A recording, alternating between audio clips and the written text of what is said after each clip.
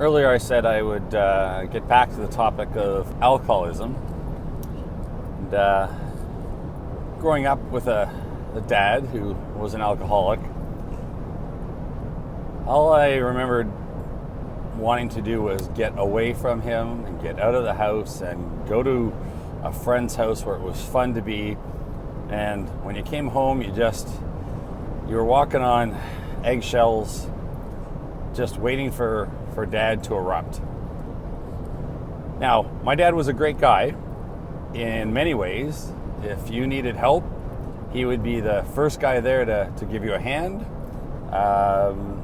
He was very friendly with people. But come around 4 o'clock in the afternoon when he started drinking, then things changed. And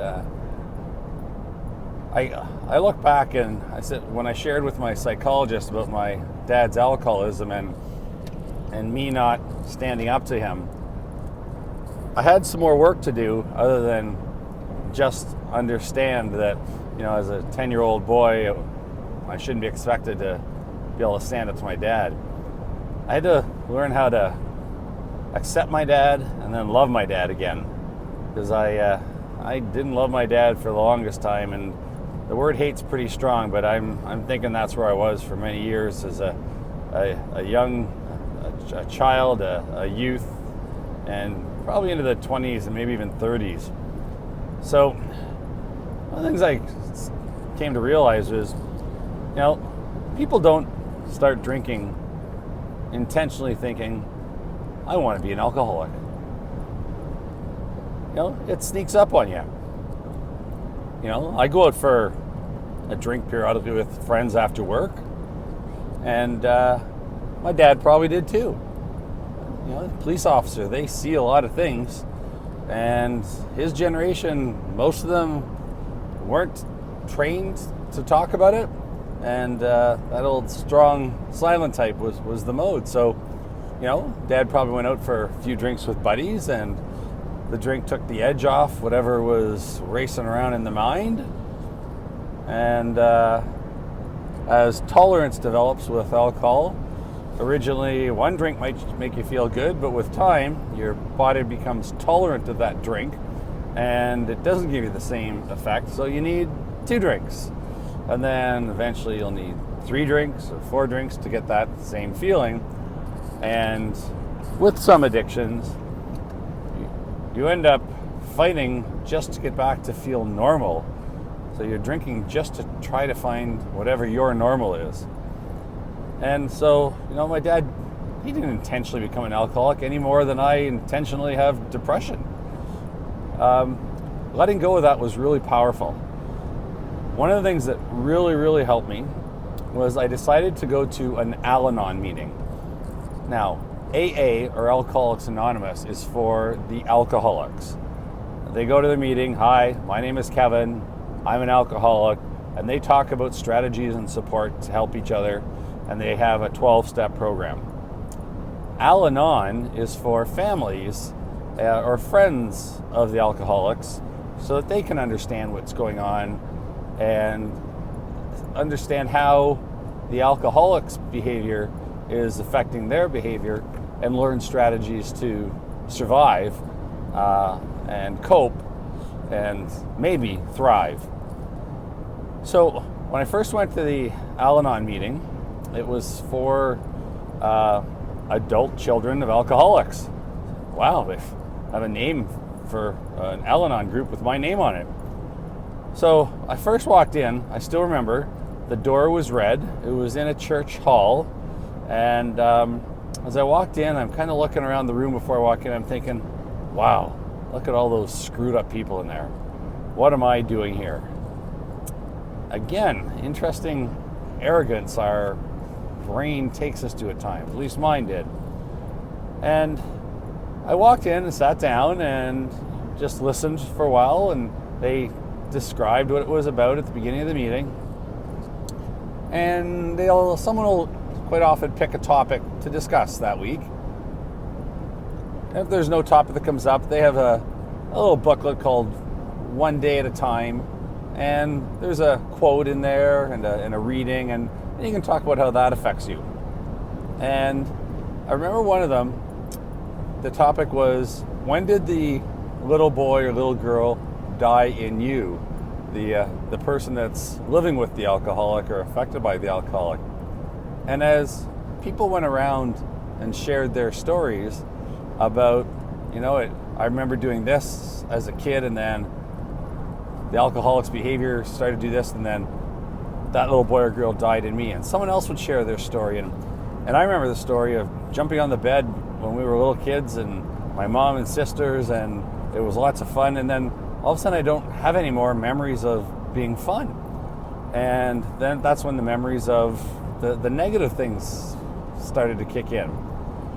And what I started to pick up, because the next time I went, they also picked a reading, and whatever the topic was, people's stories were all my stories. So we were all having the same reaction to an alcoholic's behavior, and no one can make us have a reaction. We have that reaction. Whether we realize it or not, sometimes subconsciously, we choose that reaction, or we allow it to happen. And for more and more, the reaction people were having was the fight or flight response that I described at the very beginning of these tapes. So the alcoholic's behavior was resulting in a fight or flight response in me, leading to anxiety and possibly depression. And that same behavior of an alcoholic in a different alcoholic was causing that same response in another person. And that's where the lights started to go off for me, saying, hold it, this is just a natural, physiological, physical, and emotional and cognitive brain response to stress. And started to put this fight or flight concept with the anxiety, and then eventually depression. And as I continued to research, I found out about this flow or fight, flight, the freeze concept of, when you walk up to an animal like a bunny rabbit or something, they freeze before they decide where to go. And if I was to slam a door, and I do this as part of my presentation, I'll even tell people I'm about to slam a door and make a big noise so they know. And when you slam that door, we all go, a natural reaction that's built into us to get oxygen into our lungs, because our heart's about to start pounding fast. So our big muscles of our arms and legs are ready to fight a saber-toothed tiger, because this is what we needed back when we were cave people, or to flight from that saber-toothed tiger. Now, the difficulty is there's no big tigers anymore.